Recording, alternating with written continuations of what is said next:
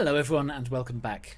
By the end of this episode you will know how to price check unique and non-unique items and also cluster jewels. I'm also going to cover a lot of mistakes that new players make which cause them to lose out on a lot of money.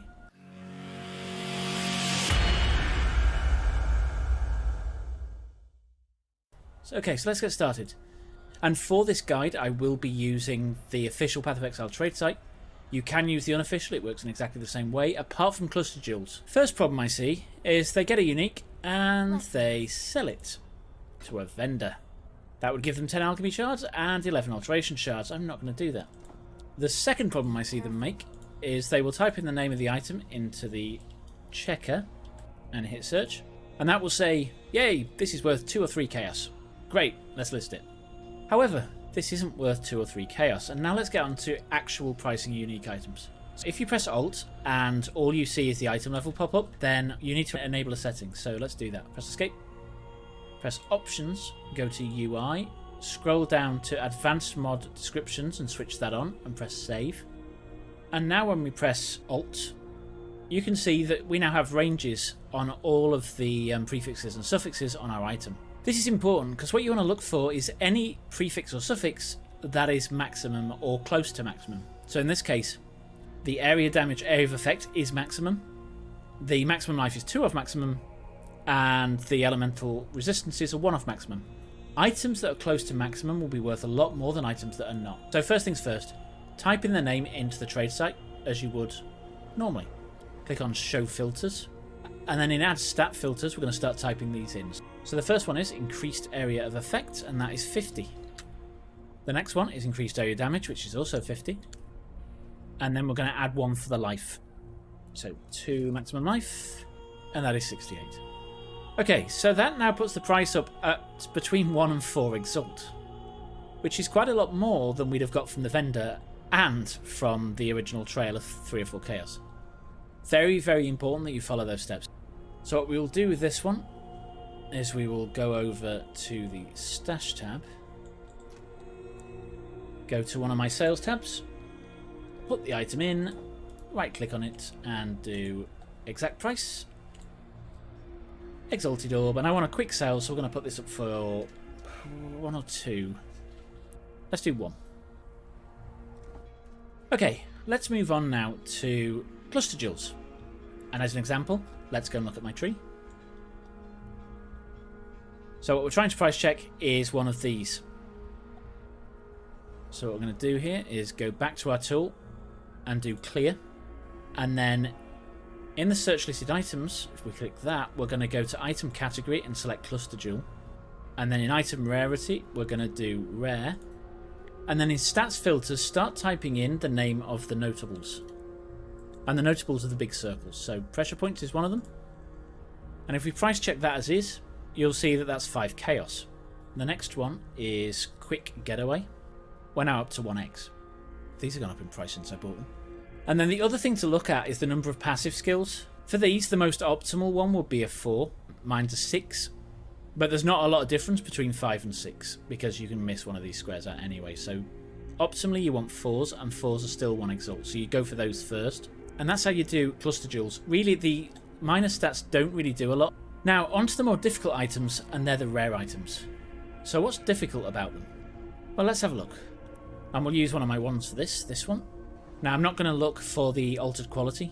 We'll just look for the other stuff. So the first thing we want to do is work out what is key on this wand. So it does cold damage, and it has +1 to cold spells. So let's start there. The purpose of this wand is for cold. So what we're now going to do is we're going to clear again. We're going to set the item quantity to wand, and then what we're going to do is add stats, and it would be 2 level of all cold spell skill gems 1, and you can see that that doesn't yield a lot. They're 1 alch.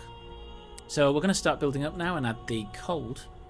Now the cold rolls can be quite difficult. So what is ours? Adds hash to hash, adds 32 to 56 cold damage to spells.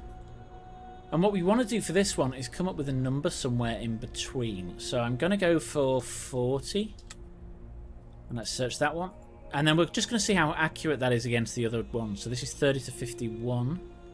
And hopefully, if you've got that close, the items that you see listed will be around the same as your wand. If not, just adjust them up or down slightly to sort of match. And we get up to 2 chaos, so fairly cheap. Now, the other thing, that this is for casters, obviously, so we're going to look at spell damage. So let's add up increased spell damage, and we got 50, 60, 70, 87. And we search again. You can hit enter instead of search. And we're now up to like 60 or 90C. So what else on here is worth anything? Critical strike for spells is probably worth something, so let's add that. Now this is a really low roll on here, but it all adds up, so that's 11.